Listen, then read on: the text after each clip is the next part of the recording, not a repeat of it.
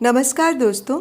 आज मैं आप सबको मालती जोशी जी द्वारा लिखी एक कहानी ऊसर में बीज सुनाने जा रही हूँ, जो आजकल के गिरते मानवीय मूल्यों को दर्शाती है। तो आइए सुने कहानी। गुड़िया, सुनील चाचा का फ़ोन था। एक बुरी खबर है गुड़िया, अपना निक्की नहीं रहा। बुरी खबर सुनने के लिए मैं अपने दिल को मजबूती से थामे हुए थी, पर वो खबर इतनी बुरी होगी इसका तो अनुमान ही नहीं था। नहीं रहा मतलब? मैंने पूछा और खुद ही सहम गई। क्या इन शब्दों का मतलब अब मुझे किसी से समझना पड़ेगा? 2 बच्चों की माँ हूँ मैं, क्या ज़िंदगी भर गुड़िया ही बनी रहूँगी? पर क्या करूँ? निक्की चाचा के साथ इन शब्दों की संगति बिठाना मेरे लिए कठिन हो रहा था। निक्की चाचा का गोरा चिट्टा हंसता मुस्कुराता चेहरा हमेशा के लिए आंखों से ओझल हो गया है। ये सोचना भी असंभव था, कल्पना से परे था। मुझे नॉर्मल होने में थोड़ा समय लगा। फिर मैंने पूछा, ये सब कब हुआ, कैसे हुआ चाचा? तारीख अभी ठीक से पता नहीं है, 9 या 10 के आसपास समझ लो। अब इन दोनों देशों की तारीखों का ऐसा घपला है कि ठीक से बता पाना भी मुश्किल है। बीमार थे, डिटेल्स तो अभी नहीं पता, पर शायद हार्ट अटैक था, सिवियर हार्ट अटैक। पर ऐसी कोई केस हिस्ट्री नहीं थी ना? हो सकता है पहला ही अटैक जानलेवा साबित हुआ हो।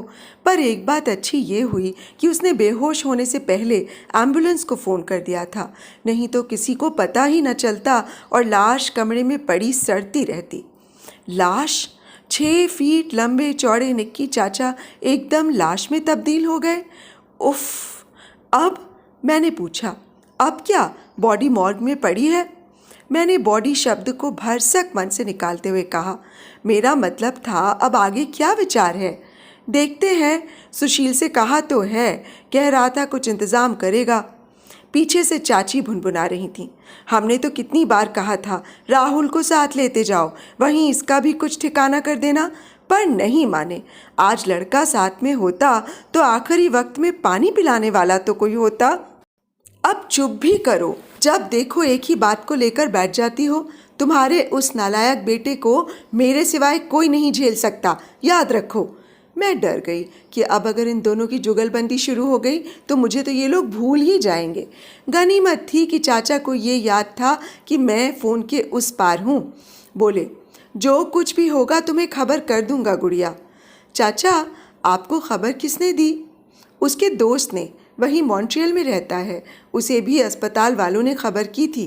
डिटेल्स मिलने पर वो फिर फ़ोन करेगा। मैंने सुशील को तो कल रात ही फ़ोन कर दिया था, पर उतनी रात तुम्हें परेशान करना ठीक नहीं लगा, इसलिए आपने पूरे 14 घंटे बाद मुझे ये खबर दी है। क्या उससे मुझे परेशानी नहीं हुई होगी? पर यह बात मैंने कही नहीं, चुपचाप फ़ोन रख दिया। उसके बाद कितनी देर तक बैठी मन को सहलाती रही, चुपचाप आंसू बहाती रही। ये टूर पर नहीं होते तो मैं फ़ोन करके उन्हें घर बुला लेती, उनके कंधे पर सिर रखकर खूब रो लेती, निक्की चाचा की यादें ताज़ा करती, उनकी बातें करके मन को हल्का कर लेती। यूं तो निक्की चाचा घर भर के ही लाडले थे, पर मुझे हमेशा लगता रहा कि मैं उनके ज़्यादा निकट हूँ। उनका ये नाम भी मेरा ही दिया हुआ था। बचपन में निखिल नहीं कह पाती थी तो निक्की कहती थी। परिवार की बड़ी बेटी थी तो चचेरे फुफेरे भाई बहनों ने भी बाद में यही नाम उठा लिया। वे सबके लिए निक्की चाचा या निक्की मामा हो गए, और तो और भाई भाभियों के लिए भी वे निक्की और निक्कू हो गए। करीब आधा पौन घंटा शांति से बैठने के बाद मैंने दिल्ली सुशील चाचा को फ़ोन लगाया। चाचा, अभी अभी झांसी से मुझे इस हादसे की खबर मिली है, आपके पास भी फ़ोन आया होगा ना? हाँ, कल रात को ही आ गया था। It was simply shocking. मैं तो अब तक यकीन नहीं कर पा रहा हूँ। अब आगे क्या इरादा है? इरादा क्या होगा, इतनी दूर कोई जाने से रहा तो उन्हें ही यहाँ ले आए। मैंने जानबूझकर बॉडी शब्द का प्रयोग नहीं किया, मुझसे किया ही नहीं गया। पर सुशील चाचा ने ऐसी कोई भावुकता नहीं बरती, छूटते ही बोले, पागल हुई हो? बॉडी यहाँ लाने का मतलब जानती हो? पूरे 2 लाख का खर्च है। इतना किसके पास है? फिर क्या, सिम्मी का देवर वहाँ कैलिफोर्निया में है। उतना पास तो नहीं है, पर हमारे मुकाबले पास ही कहा जाएगा। उसके कांटेक्ट की कोशिश कर रहा हूँ। सिम्मी कौन? तुम्हारी चाची की छोटी बहन, बेरल वाली। चाची की छोटी बहन का देवर, वो निक्की चाचा के अंतिम संस्कार का भार उठाएगा। मेरा मन तो इसके लिए बिल्कुल भी राजी नहीं हुआ। आखिर कहीं तो कुछ तालमेल हो। चाचू, इससे तो अच्छा था हम उन्हें यहीं ले आते, सब मिलकर खर्च शेयर कर लेते। कहा ना बेटा, it is a costly affair, और हम सब मिलकर भी कितना इकट्ठा कर लेंगे। मेरी हालत तो तुम जानती हो, और झांसी वाली भाभी का स्वभाव भी तुम्हें मालूम है। भैया कुछ दे भी देंगे तो भाभी मरने के बाद भी निक्की को कोसती ही रहेंगी। वैसे भी it is sheer waste of money. उसकी हंसती मुस्कुराती छवि हमारे मन में है, वो वैसी ही बनी रहे, यही अच्छा है। शेयर वेस्ट ऑफ मनी, ये शब्द चाक की तरह कलेजे को चीरते चले गए और मैंने फ़ोन रख दिया। चाचा की मृत्यु से मन उतना नहीं कल्पा होगा जितना इन दोनों चाचाओं की बेरुखी से। यही वे लोग हैं जिनकी यादें मन में संजोए वो शख्स परदेश में अपना अकेलापन काट रहा था। इन्हीं के मोह की डोर में बंधा हुआ वो हर 2 साल बाद ढेर सारा किराया खर्च करके घर आता रहा। जब भी आता चारों तरफ खुशियों की बरसात कर देता। ये खुशियाँ सौगातों के रूप में बरसती। बच्चा बूढ़ा कोई भी उपहारों की लिस्ट में नहीं छूटता था। नए जन्मे बच्चे से लेकर नई ब्याही दुल्हनिया तक सब उनकी याद में दर्ज थे। हम लोगों के घरों में जितना भी कीमती दुर्लभ सामान है, सब निक्की चाचा की ही बदौलत है। जब तक रहते एक उत्सव का माहौल बना रहता। 1-2 बार मैंने कहा भी था, चाचा इतने शाह खर्च मत बनो, अकेले हो, बुढ़ापे के लिए कुछ तो बचा कर रखो। वे कहते, गुड़िया, मैं वेलफेयर स्टेट का बाशिंदा हूँ, मेरे बुढ़ापे की फिक्र मेरी गवर्नमेंट करेगी। मैं तो यहाँ भागकर इसलिए आता हूँ कि ये नए बच्चे मुझे याद रखें। भैया भाभी लोग तो मुझे नहीं भूलेंगे, जानता हूँ। उनका प्यार भी मुझ पर हमेशा बना रहेगा, इसका विश्वास है। पर इन नए लोगों को तोहफे की शक्ल में अपना प्यार बांटता हूँ।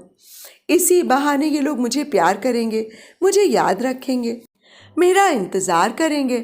कभी कहते, बिटिया खाली हाथ आया मेहमान किसी को अच्छा नहीं लगता। दुनिया में एक ही घर ऐसा है जहाँ आदमी बेखटके जब चाहे मुंह उठाए खाली हाथ जा सकता है, वो माँ का घर होता है। पिता का प्यार या स्वागत भी एकदम निरपेक्ष नहीं होता, उनके भी कुछ अरमान होते हैं, पर माँ के लिए तो बेटे का घर आना ही एक सौगात होता है। मैं कहती, दादी की बहुत याद आती है ना? हाँ, और तुम्हारी मम्मी की भी बहुत याद आती है। जब माँ नहीं रही तो मैं बड़ी भाभी में ही उनकी झलक देख लिया करता था, और अब भाभी की झलक तुम में देखता हूँ। इसीलिए तो हर बार तुम्हारे पास 2-4 दिन के लिए ही सही ज़रूर आता हूँ। निक्की चाचा के भोपाल आगमन की खबर पाते ही मैं अपने घर को झाड़ पोंछ कर चमकाना शुरू कर देती थी। नए पर्दे, नई चादरें, नए कप प्लेटें, नए पावपोश, नई बाल्टियाँ, यहाँ तक कि नई डस्टबिन भी मंगा लेती थी। अपने फ्रिज को कोल्ड ड्रिंक से भर देती, नाश्ते के सामान का अंबार लगा देती, रोज़ के हिंदी अखबार के साथ एक आध अंग्रेज़ी अखबार मंगाना शुरू कर देती, बाहर आने जाने वाले कपड़ों को रोज़ के लिए निकाल लेती। मेरे पति मेरी ये उठा पटक हड़बोंग शांत भाव से देखते रहते। कभी मुस्कुरा कर कहते, क्यों इतना परेशान हो रही हो? जानती तो हो कि वे भोपाल तुम्हारे लिए नहीं आते, तुम्हारा घर तो सिर्फ वेटिंग रूम है। तो मैं तुनक कर कहती, कोई ज़रूरी है कि वेटिंग रूम मनहूस ही हो? इसी बहाने घर की थोड़ी शक्ल सुधर जाती है, तो इसमें क्या हर्ज है? वैसे वो जो कहते ठीक ही कहते थे। मेरे अलावा भोपाल में चाचा के लिए एक और भी आकर्षण था। इनकी राय में तो वही ख़ास आकर्षण था। उस आकर्षण का नाम था शेफाली, शेफाली दास गुप्ता। किसी ज़माने में वे चाचा के साथ पढ़ती थी, अब एक बड़े प्रशासनिक अधिकारी की पत्नी थी। चाचा की नज़रों में शेफाली वॉज परफेक्शन पर्सोनिफाइड। उनका सौंदर्य, उनका परिधान, उनका केश विन्यास, उनकी गृहसज्जा, उनका अभिजात्य, सब कुछ अल्टीमेट था। मैं सोचती अच्छा हुआ चाचा ने शादी नहीं की, नहीं तो उनकी बीवी तो शेफाली आंटी की तारीफ सुन सुनकर ही जल भुन जाती। या क्या पता चाचा के शादी न करने का कारण शेफाली आंटी ही हो। जिस दिन चाचा भोपाल पहुंचते उसी शाम शेफाली आंटी के बंगले पर हाजिरी देने जाते। बेमन से ही सही, हमें भी साथ जाना पड़ता। चाचा उन लोगों के लिए भी नायाब तोहफे लाते जिनको वे अत्यंत कृपावंत होकर स्वीकार करते। Aunty how cute, how beautiful, simply marvellous कहकर उन तोहफों को नवाजती और चाचा का चेहरा खुशी से खिल उठता। चाचा की खातिर हमें दासगुप्ता लोगों को खाने पर बुलाना पड़ता। शर्मा शर्मी में वे भी हमें दावत दे डालती। दोनों ही अवसरों पर उनकी बेरुखी साफ झलकती और ये स्वाभाविक भी था। हमारे सामाजिक, आर्थिक और प्रशासनिक स्तर में भी ज़मीन आसमान का अंतर था। वे लोग केवल चाचा की खातिर हमें झेल लेते थे। बाद में एक ही शहर में रहते हुए भी हम अजनबी हो जाते थे। शोक का पहला आवेग उतरते ही मुझे शेफाली आंटी की याद आई। ये खबर तो उन्हें देनी ही थी। रात के कोई 8 बजे होंगे जब मैंने उन्हें फ़ोन लगाया। हमेशा की तरह उनके सेवक ने ही उठाया। बात बहुत ज़रूरी है ये बताने के बाद ही वो मैडम को फ़ोन पर बुलाने को राज़ी हुआ। कुछ ही क्षणों में वो फ़ोन पर उनका लहराता स्वर आया। हेलो आंटी, मैं सविता बोल रही हूँ। सविता? उनका प्रश्नार्थक स्वर हवा में टंग गया। सविता मतलब निक्की चाचा की भतीजी। निक्की चाचा? निक्की चाचा मतलब मिस्टर निखिल रायज़ादा, कनाडा वाले। ओह, तुम्हारा नाम तो कुछ और हुआ करता था। जी, वो घर पर मुझे गुड़िया कहते हैं ना। ओके, अच्छा बोलो, कैसे फ़ोन किया? निखिल आए हुए हैं क्या? दरअसल आंटी, मैं कुछ कहने जा ही रही थी कि कह कहों का एक सैलाब कानों से टकराया। आंटी, घर में गेस्ट हैं? हाँ हाँ, पार्टी चल रही थी। कोई ख़ास बात? खास बात क्या होगी? यू नो माई हस्बैंड, उन्हें तो बस बहाना चाहिए। ही is so fond of celebrations. Sorry aunty, आपको डिस्टर्ब किया, मैं बाद में बात कर लूँगी कहकर मैंने फ़ोन रख दिया। दरअसल मैं इतनी बड़ी खबर उस समय देना नहीं चाहती थी। उस माहौल में या तो वो गुम ही हो जाती या उसकी संजीदगी ही ख़त्म हो जाती। मैंने दूसरे दिन सुबह 9 बजे फ़ोन किया। पता चला साहब मेम साहब दोनों सो रहे हैं। पार्टी शायद रात को देर तक चलती रही होगी। दोपहर को मेरी हिम्मत नहीं हुई, पर आज मैंने रात का इंतज़ार नहीं किया। शाम को ही फ़ोन कर लिया। सविता नाम सुनकर फिर वो असमंजस में पड़ गई, पर आज याद दिलाना नहीं पड़ा, खुद ही याद आ गया। हाँ हाँ, अब बोलो सविता। आंटी, आप बिज़ी तो नहीं हैं? बिज़ी क्या, बस क्लब जाने के लिए तैयार खड़ी हूँ। साहब बहादुर तो गाड़ी में जाकर बैठ ही गए हैं। मैं फ़ोन के लिए रुक गई। क्षण भर को मैं पशोपेश में पड़ गई, पर फिर सोचा कि बार बार फ़ोन कौन करेगा। जो कुछ कहना है अभी ही कहना है, इसलिए एक सांस में कह गई। आंटी, एक खबर देनी थी। है तो बुरी खबर, पर देनी तो है ना। निक्की चाचा, I mean mister Nikhil Raizada is no more. 9 तारीख को मॉन्ट्रियल में उनका स्वर्गवास हो गया। ओह, उन्होंने गाह भरी। बीमार थे?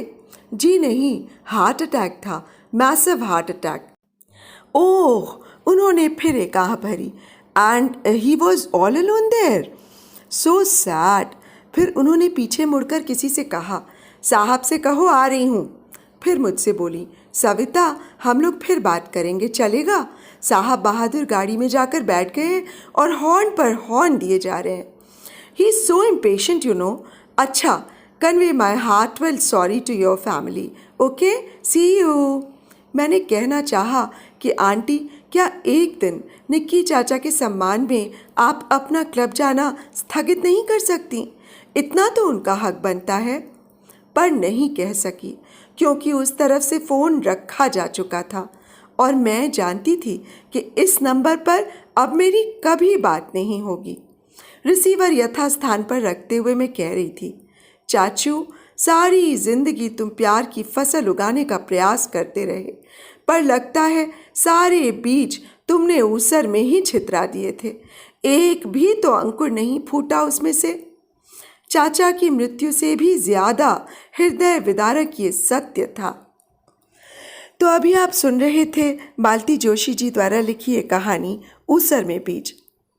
दोस्तों, आप सबको कहानी और मेरा वाचन कैसा लगा? यदि हो सके तो मुझे कमेंट बॉक्स में अवश्य बताएं।